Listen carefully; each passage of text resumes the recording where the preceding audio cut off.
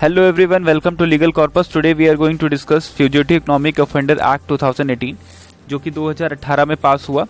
और इस एक्ट को पास होने से पहले ये जो फ्यूजिटिव इकोनॉमिक ऑफेंडर का जो वर्ड है ये एक ईडी यानी कि इन्फोर्समेंट डिपार्टमेंट यूज़ करता था जब कोई केस जो मनी लॉन्ड्रिंग या प्रॉपर्टी बेनामी प्रॉपर्टी ट्रांजैक्शन एक्ट के अंदर या कंपनी एक्ट के अंदर कोई भी ऐसी चीज़ें होती थी जो ऑफेंडर होता था, इकोनॉमिक ऑफेंडर होता था और वो अपनी रिस्पॉन्सिबिलिटी से फ्री कर जाता था, तो उसके लिए फ्यूजिटिव इकोनॉमिक ऑफेंडर का वर्ड यूज़ किया जाता था।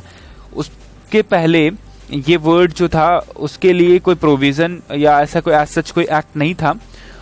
फिर विजय माल्या का जब केस आया तो विजय माल्या के केस में सबसे पहली बार ईडी के रिक्वेस्ट पे फ्यूजिटिव इकोनॉमिक ऑफेंडर का दर्जा सबसे पहली बार इंडिया में विजय माल्या को दिया गया।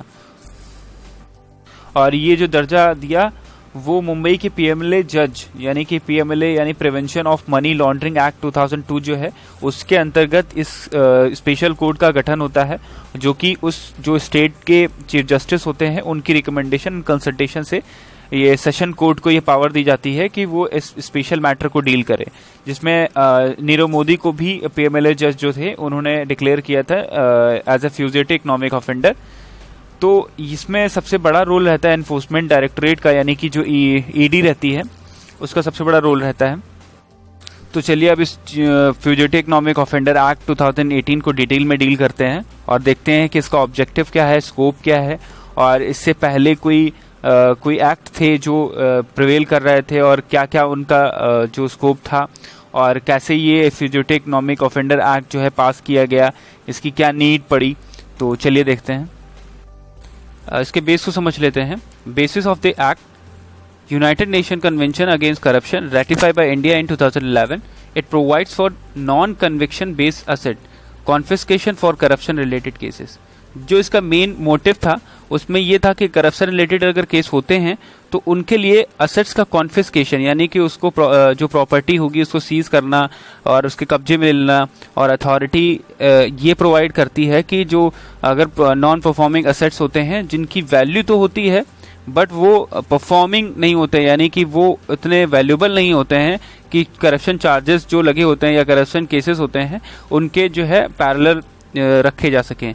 तो जो प्रॉपर्टी होती है उसको कॉन्फिस्केशन करने का जो ये प्रोविज़न था वो यहाँ से यूनाइटेड नेशन कन्वेंशन से ये स्टार्ट हुआ था, जो कि 2011 में इंडिया ने इसको रेटिफाई किया था। इसी के बेसिस पे ये एक्ट बना। तो अब इस ऑब्जेक्ट को समझ लेते हैं कि एक्ट के पीछे का क्या ऑब्जेक्ट था। To provide for measure to deter fugitive economic offenders from evading the process of law in India by staying outside jurisdiction of Indian courts, to preserve the sanctity of the rule of law in India and for matter connected therewith or incidental thereto. Object यह था कि पहली बात तो to deter the fugitive economic offender, क्योंकि वो corruption या घोटाले करके इंडिया की टेरिटरी को छोड़कर बाहर भाग जाते थे। तो बेसिकली ऐसी कोई लॉ या ऐसे कोई एक्ट नहीं था पहले कि उनकी प्रॉपर्टी को कॉन्फिस्केट कर दिया जाए, ये कॉन्फिस्केट करने का कोई प्रोविज़न हो। तो पूरी तरीके से इस चीज़ को अप्लाई करने के लिए but after this act the provision रखा गया कि एक्ट में अगर कोई भी व्यक्ति अगर स्कैम करता है, करप्शन करता है और वो इंडिया से बाहर भाग जाता है, आउटसाइड इंडिया सेटल हो जाता है और उसको बुलाया जाता है पर वो नहीं आता है, तो बुलाए जाने के बाद भी अगर वो नहीं आता है तो उससे फ्यूजिटिव इकोनॉमिक ऑफेंडर घोषित करके उसकी प्रॉपर्टी को कॉन्फिस्केट कर दिया जाएगा। कॉन्फिस्केट का मतलब होता है कि उसकी प्रॉपर्टी को सीज कर दिया जाएगा और उसकी अथॉरिटी से ले लिया जाएगा और सीज करके उसको फोरफीचर कर दिया जाएगा, सेल करा जाएगा और ये सब चीज़ें करी जाएगी। और अगर वो वापस आ जाता है बुलाने के बाद तो कॉन्फिस्केशन नहीं होगा, फिर वो इंडियन टेरिटरी में आ जाएगा तो उसका केस जो है इंडियन जुरिडिक्शन में चलेगा। तो ये जो एक्ट पास हुआ इसके पीछे बहुत बड़ा रीज़न ये दो लोग थे, जो नीरव मोदी और विजय माल्या, जो कि स्कैम करके बाहर भाग जा रहे थे।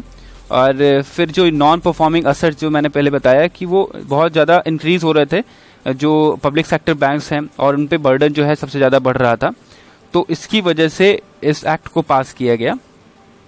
तो इस एक्ट के जो हाइलाइट्स हैं वो देख लेते हैं, जो कि मेन पॉइंट्स हैं। ऑफेंडर केस वैल्यू जो होगी वो 100 करोड़ और मोर, यानी कि 100 करोड़ या 100 करोड़ से ऊपर के मामले इसमें आएंगे। Will empower financial investigated unit to confiscate offenders asset, और फाइनेंशियल इन्वेस्टिगेटर यूनिट जो होगी वो जो कॉन्फिस्केट करेगी ऑफेंडर के एसेट्स को। Government can attach property with in 180 days. Government will send notice to offender and person who has interest in the attached property. Offender will get 6 weeks time to appear before investigating officer. Property will attach India abroad benami property. अब ये बहुत important चीज है कि इसमें जो extradition treaty होती है उसके अकॉर्डिंग जो बाहर की अब्रॉड की प्रॉपर्टी होती है उसको इन्वॉल्व करना बहुत ही मुश्किल होता है, बट प्रॉपर्टी को इसमें जो कन्वेंशन था उसके अकॉर्डिंग इस चीज़ को रखा गया, और इसमें इंडिया जो इंडियन प्रॉपर्टी होगी और जो बेनामी प्रॉपर्टी होगी एज वेल एज जो अब्रॉड में भी प्रॉपर्टी होगी उसको भी कॉन्फिस्केट करने की पावर होगी। Administrator will appoint to confiscate property, administrator will appoint किया जाएगा और उसको प्रॉपर्टी को कॉन्फिस्केट करने के लिए। Thank you so much for watching this video, hope you